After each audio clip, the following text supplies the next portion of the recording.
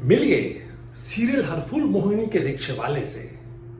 कैसे ये रिक्शे वाला हरफूल के सामने भगवान बन प्रकट होता है उस सुनसान बियाबान इलाके में, जब हरफूल का एक्सीडेंट हो जाता है और बाइक स्टार्ट नहीं होती। आपको सीरियल में तो ये दिखा दिया कि उस रिक्शे वाले ने जैसे तैसे हरफूल को ट्रेन पकड़वा दी, लेकिन क्या आपको मालूम है कि इस सीन को फिल्माने के लिए डायरेक्टर साहब और प्रोडक्शन टीम को कितनी मुश्किलों का सामना करना पड़ा। कैसे इस सीन को फिल्माने के लिए ड्रोन का इस्तेमाल करना पड़ा, जो कि एक बार तो टेक्निकल ग्लिच के चलते 70 फीट की ऊंचाई से नीचे गिर गया। Anyway, they were having another drone in backup. कैसे इस बूढ़े रिक्शे वाले को स्टंटमैन के साथ शूट करना पड़ा, जिसमें रिक्शा पलटते पलटते बचा। अब हम बात करेंगे कि शूट की क्वालिटी का, और वो ये कि क्यों बुलाया गया दिल्ली से एक आर्टिस्ट को रिक्शा चलवाने के लिए राजस्थान। शूट लोकेशन अलवर के किसी गांव की थी। वहां से किसी को भी हायर किया जा सकता था, रिक्शा ही तो चलाना था भाई। पर नहीं, इनको तो एक अच्छा आर्टिस्ट चाहिए था इस छोटे से रोल के लिए भी। इसे कहते हैं अपने मुंह मियां मिट्टू अंडा। Anyway, my point is a good body language related to that particular character is also part of good acting. तो इस हिसाब से हम ये मानना पड़ेगा कि हरफूल मोहिनी का डायरेक्टर काफी बारीकियों में जा रहा है। हम आपको विस्तार में शूट के पीछे की इंटरेस्टिंग कहानी सुनाएंगे और साथ साथ अपने एक्सपीरियंस और बारीकियों से भी वाकिफ करवाएंगे एक्टिंग की। उनको जो एक्टिंग की दुनिया में कदम रखना चाहते हैं, पर यह नहीं मालूम कि आगे कैसे बढ़ा जाए। जबकि मैं 50 साल की उम्र में इस लाइन में आ सकता हूं, तो आप क्यों नहीं।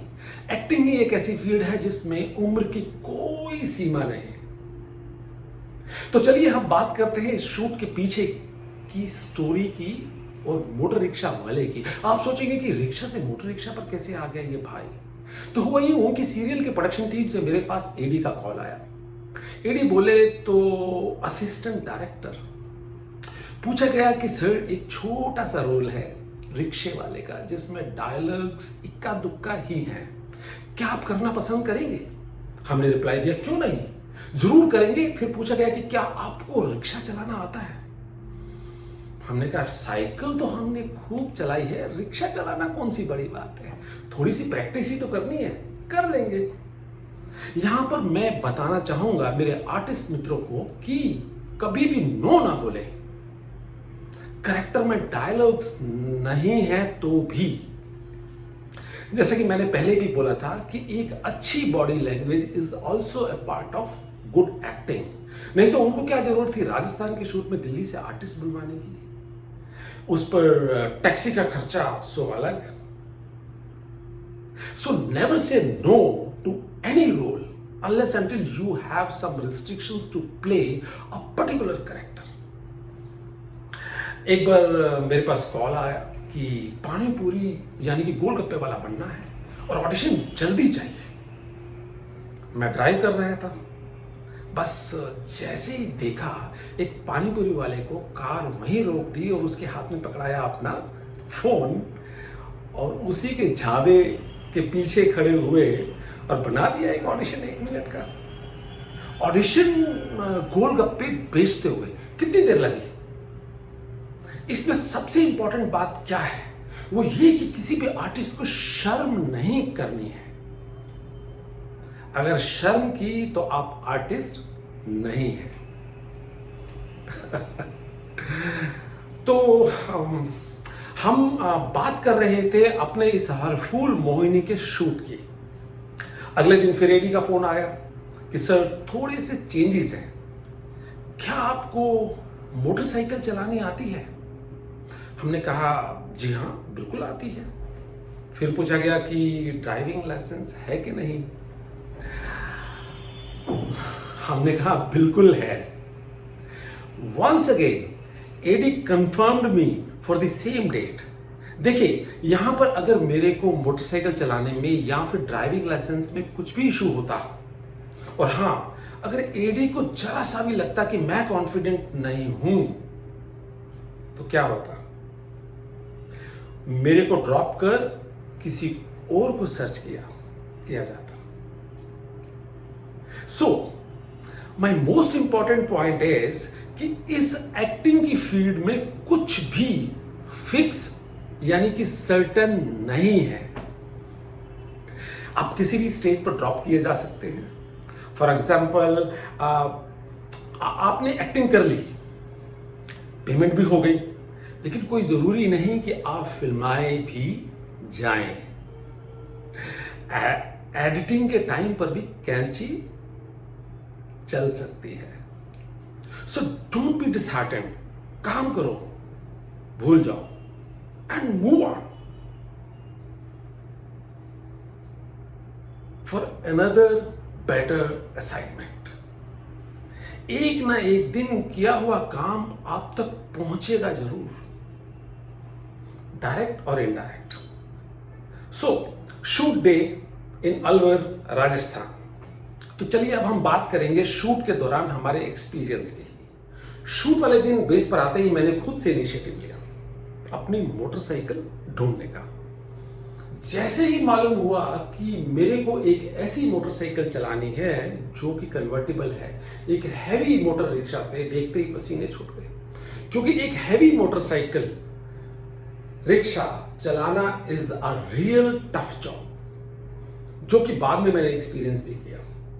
हुआ यूं कि हम बेस लोकेशन पर पहुंचे 11 बजे, स्टाइल डायरेक्टर के साथ मीटिंग थी 12:30 1 बजे, सीन फिल्माया जाना था 4 बजे on a different location, base से 4 किलोमीटर दूर।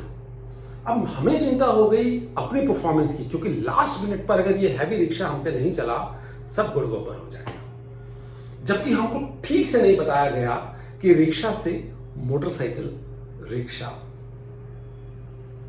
कैसे हो गया।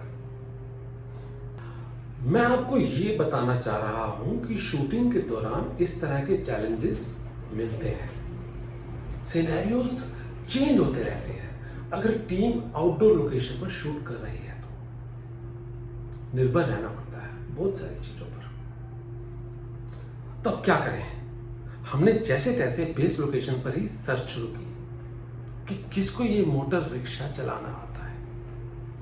लकीली मेरे को वो आदमी मिल गया जिससे ये मोटर रिक्शा रेंट पर लिया गया था। वो खुद ही रिक्शा को चलाता था मंडी से फ्लावर्स लाने ले जाने के लिए। मैंने उसको रिक्वेस्ट की और कर ली प्रैक्टिस 2 घंटे में। पूरे गांव का चक्कर लगाया 2 बार, बन गया एक्सपर्ट। पर उतने भी नहीं बने क्योंकि मोटर रिक्शा में बैलेंस की प्रॉब्लम थी और ये चलते हुए एक तरफ को जा रहा था। अब आया शूट टाइम, तो पहले तो स्टंटमैन के साथ शूट हुआ, जिसमें मेरे को ऑफर किया गया कि अगर आप चाहें तो आपकी जगह किसी और को बिठा देते हैं सेम अटायर में, क्योंकि वाइड एंगल शॉट है ड्रोन से। बेसिकली डायरेक्टर साहब was very much concern about my well being a senior artist. I said no, I will do. Daring तो हम बचपन से रहे हैं, लेकिन एक जगह पर यह एहसास हुआ कि हमने गलती कर दी, क्योंकि रिक्शा पलटते पलटते बचा एक शार्प टर्न पर, और इसी शार्प टर्न पर डायरेक्टर साहब को एक अच्छा शॉट मिल गया। तो डायरेक्टर साहब ने 3rd टेक लिया ही नहीं। हाँ, मैं फर्स्ट टेक तो बताना ही भूल गया, जिसमें ड्रोन 60 या 70 फीट से नीचे गिर गया due to some technical glitch. Tech खराब हुआ सो अलग, ड्रोन को कितना नुकसान हुआ I have no idea about it. They were having another in backup. Scene with stuntman was not the big issue except the fear of accident at the time of sharp turn during the second take. I was so enjoying the speed, sitting behind. मेरी फटी तब जब motor rickshaw पलटने वाला था, and the whole unit was watching the scene through drone sitting a kilometer away. Thank God, ये take निकले। अब टाइम था मेरे सोलो टेक का। जिसमें मेरे को दूर से रिक्शा चलाते हुए आना है और सीरियल के हीरो यानी कि जैदी सिंह बोले तो हरफूल को मेरे से लिफ्ट मांगनी है। जैसे डायरेक्टर साहब ने बोला एक्शन और हमारा चलता हुआ रिक्शा बंद, पहला टेक बेकार। मॉर्निंग में मोटर रिक्शा सही चल रहा था, अभी पता नहीं उसको क्या हुआ कि ज्यादा रेस मांगने लगा और किक सडनली हार्ड लगने लगी। या उस वक्त शायद मैंने स्पोर्ट शूज पहने हुए थे जब मैं चला रहा था, बाद में मैंने चप्पल पहन ली। यस, वहां मेरे को हेल्प की जिसका मोटर रिक्शा था। सेकंड टेक, कैमरा ऑन, हम चले आ रहे हैं धीरे धीरे। अच्छा हुआ कि डायरेक्टर साहब बोले कि धीरे आना, वरना रिक्शा का बैलेंस हमको घुसा देता खेत में। धीरे धीरे चलने में भी बैलेंस का चैलेंज तो मिल ही रहा था, पर हमने ठीक से मैनेज किया। इस सीन के 3 से 4 टेक हुए क्योंकि हरफूल को मुझे रोकना था एक पर्टिकुलर पॉइंट पर जहां कैमरा एंगल ठीक से बैठ रहा था। अब यहां पर कैमरा को एक बूढ़े रिक्शा वाले की बॉडी लैंग्वेज, एक्सप्रेशंस भी नोटिस करना है और सीन की डिमांड थी हीरो से रिक्शा चलवाने की क्योंकि ट्रेन निकलने वाली थी। ऐसे में जैदी सिंह यानी कि हरफूल मेरे को कहता है, ताऊ मेरे को जल्दी जाना है, तेरे से ना हो पाएगा। यानी कि मैं रिक्शा उतनी तेज से चला नहीं रहा था और मैं बुरा रिक्शे वाला गुस्से में कहता हूं तो तू ही चला ले और रिक्शा से उतरकर पीछे बैठ जाता हूं। तो इस पूरे सीन में कैसे एक बूढ़ा रिक्शे वाला रिक्शा चलाता है, कैसे वो सवारी को बिठाता है थोड़ी घबराहट और जल्दी वाले एक्सप्रेशंस के साथ, कैसे वो गुस्से में रिक्शा से उतरकर पीछे बैठ जाता है, बॉडी लैंग्वेज, कैसे वो रिक्शा को और हरफूल को पकड़कर घबराया हुआ पीछे बैठा है जब रिक्शा बहुत ही तेजी से चला रहा है हीरो। मैंने अपनी तरफ से पूरी कोशिश की एक अच्छा किरदार निभाने की, बाकी आप ज्यादा ठीक से बता सकते हैं। मैं नंद चोपड़ा अपनी बात यहीं समाप्त करता हूं और आपसे विदा लेता हूं। मेरे अगले एपिसोड में मैं अपना एक्सपीरियंस शेयर करूंगा मूवी बीस्ट से, जिसमें मैंने रोल किया है प्राइम मिनिस्टर का। कैसे मेरे को प्रोडक्शन के लोगों ने घेरा और अपनी तमिल भाषा में बात करने लगे, लैंग्वेज बैरियर, हमें तो तमिल आती नहीं है, और कैसे हम लोगों ने वहाँ पे सांबर खाया बिना चम्मच के हाथ से बट मज़ा बहुत आया साउथ की फिल्म में काम करके। Very interesting story.